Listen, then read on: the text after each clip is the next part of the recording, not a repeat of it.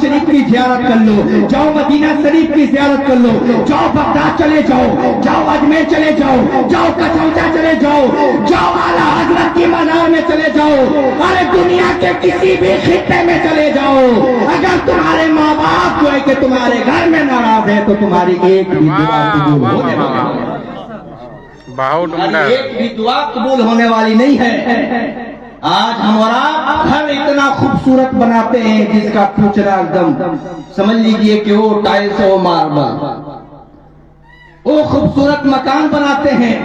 لیکن مکان بنانے کے بعد لوگوں سے پوچھا جاتا ہے کہ اللہ نے تمہیں دولت دی ہے تو اپنے ماں باپ کو ایک مرتبہ حج کروا دو، اللہ نے اگر دولت دی ہے تو اپنے ماں باپ کو کم سے کم عمرہ کروا دو، تو وہی آدمی کیا کہتا ہے کہ حضرت میری ماں سے جو ہے کہ 1 سال سے باتیں نہیں ہوتی ہے، میرے باپ سے 1 سال سے باتیں نہیں ہوتی ہے۔ میں کہنا چاہتا ہوں اللہ کے نبی نے ماں کے قدموں کے نیچے جنت کو رکھا ہے، جنت تم کیسے پاؤ گے؟ باپ جنت کا دروازہ ہے، جنت میں جانے کے لیے باپ کا جو ہے کہ خوش کرنا ہوگا، باپ کو راضی کرنا ہوگا، باپ کو منانا ہوگا، باپ سے محبت رکھنی ہوگی، باپ سے عشق رکھنا ہوگا، تبھی تو جنت کا دروازہ کھلے گا، جنت کا دروازہ نہیں کھلے گا تو تم کیسے جنت میں جاؤ گے؟ اس لیے اللہ کے رسول نے ارشاد فرمایا اے لوگوں اپنے باپ کو پہلے راضی کرو، بعد میں اپنے ماں کو بھی راضی کر لیا کرو، اس لیے کہ جنت کا دروازہ کھل گیا تو سمجھ لو کہ تم جنت میں داخل ہو۔ واہ واہ واہ میرے عزیز، اس لیے زیادہ آپ لوگ لن ترانی میں مت رہیے، زیادہ بہوائی میں مت رہیے، دنیا کی عیاشیوں میں اپنی زندگی کو مت گوائیے،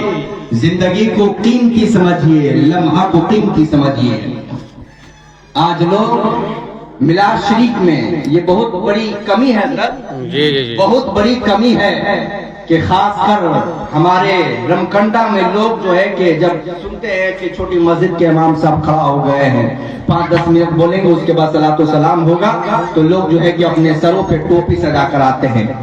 میرے عزیز، یہ ایسا نہیں ہونا چاہیے، ہونا یہ چاہیے کہ جب آپ کے کانوں میں قرآن کی آیتوں کی صدا پہنچے، آپ فرصت میں ہیں، کہیں نہیں جا رہے ہیں، تو آپ وضو بنا کر آپ میلاد شریف میں پہنچنے کی کوشش کریں، میلاد شریف میں پہنچنے کی کوشش کریں، اس لیے کہ میلاد شریف میں آنے والے لوگوں سن لو، آقا ارشاد فرماتے ہیں جو میری محفل کو اپنے گھر میں سجاتا ہے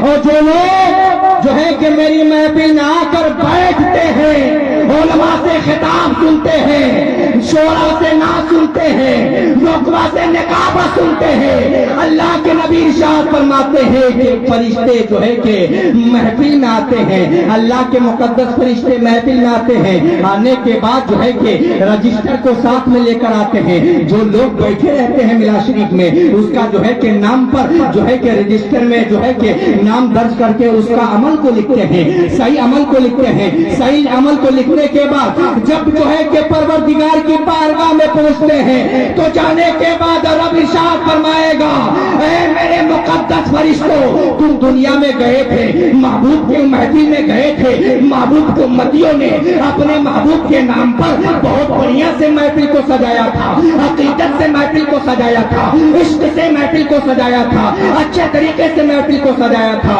کیا میرے گنہگار امتی کیا محفل میں آئے تھے؟ میرے گنہگار امتی محفل میں بیٹھے ہوئے تھے، تو جو آئے ہوں گے ان کے خوشخبری لے کر جو ہے کہ اللہ کے مقدس فرشتے رب کی بارگاہ میں جاتے ہیں، جانے کے بعد کہتے ہیں مولا تمہارے گنہگار بندے ایسے ہیں کہ ایک مرتبہ جب محفل میں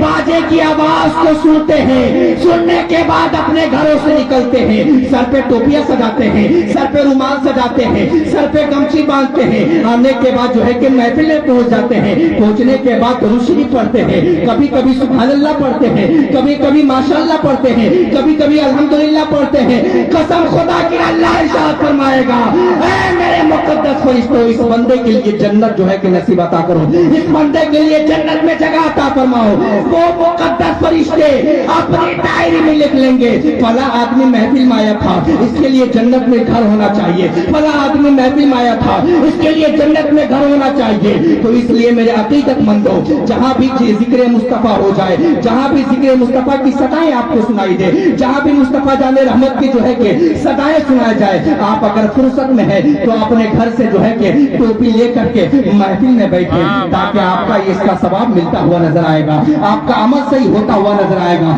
नबी करीम के महबूब सल्लल्लाहु ताला अलैहि वसल्लम जो उनके बुखारी शरीफ में इरशाद फरमाते हैं, अल अमालो बिन्नियात, ऐ लोगों सही अमल करो, इसलिए का अमल नियत का अमल का दारोमदार जो है कि नियतों पे होती है। अगर आपकी नियत सही होगी तो आप अच्छे अमल करेंगे, आपकी नियत सही होगी तो आप मस्जिद की तरफ जाएंगे, आपकी नियत सही होगी तो आप एक दूसरे से सलाम करेंगे, आपकी नियत सही होगी तो आप एक दूसरे से मोहब्बत से मिलेंगे, आपकी नियत सही होगी तो आप वक्त पर जो है कि रोजा भी रखेंगे, आपकी नियत सही होगी तो आप ज़कात भी अदा करेंगे। इसलिए अल्लाह के नबी ने इरशाद फरमा दिया, ऐ लोगों तुम्हारे अंदर मैंने एक ऐसी चीज को पैदा फरमाया है, तुम्हारे अंदर मैंने एक ऐसी चीज को पैदा फरमाया है, वो चीज क्या है? सहाबाए कराम ने मुस्तफा जान रहमत की बारगाह में पूछा, या रसूल अल्लाह सल्लल्लाहु ताला अलैहि वसल्लम, इंसानों के अंदर अल्लाह ने कौन सी ऐसी एक चीज पैदा फरमाया है जिसका इंसान के अंदर अगर वो चीज सही हो जाए तो उसका हर अमल सही होता हुआ नजर आता है, उसका हर फेल सही होता हुआ नजर आता है। आका करीम सल्लल्लाहु ताला अलैहि वसल्लम अपने चेहरे पे तबस्सुम फरमाते हैं, फरमाने के बाद फरमाते हैं, ए सहाबा क्या तुम नहीं जानते हो, ए सहाबा क्या तुम नहीं जानते हो? सहाबे कराम अर्ज करेंगे, या रसूल अल्लाह ना ना मैं नहीं जानता हूँ, ना ना ना मैं नहीं जानता हूँ। आका अपने चेहरे पे तबस्सुम फरमा कर फरमाएंगे, ऐ सहाबा सुनो, अल्लाह तबारक व तआला ने अपने जो है कि बंदों के अंदर ऐसी एक चीज को पैदा फरमाया है जिसका नाम दिल है, जिसका नाम कल्ब है। अगर किसी इंसान का दिल सही हो जाए तो समझ लेना कि उसका पूरा जिस्म का ढांचा सही होता हुआ नजर आएगा। अगर उस इंसान का दिल सही है तो समझ लेना कि उस इंसान का पूरा वजूद सही हो जाएगा, और जब उस इंसान का पूरा वजूद सही हो जाएगा तो समझ लेना कि उसका हर अमल बहुत सही होता हुआ नजर आएगा। इसलिए अपने दिल को साफ कीजिए, दिल को साफ कीजिए। जब आप दिल को साफ कर लेंगे तो फिर आपका हर एक इरादा सही चीजों की तरफ जाती हुई नजर आएगी, आपका हर एक इरादा सही चीजों की तरफ जाती हुई नजर आएगी।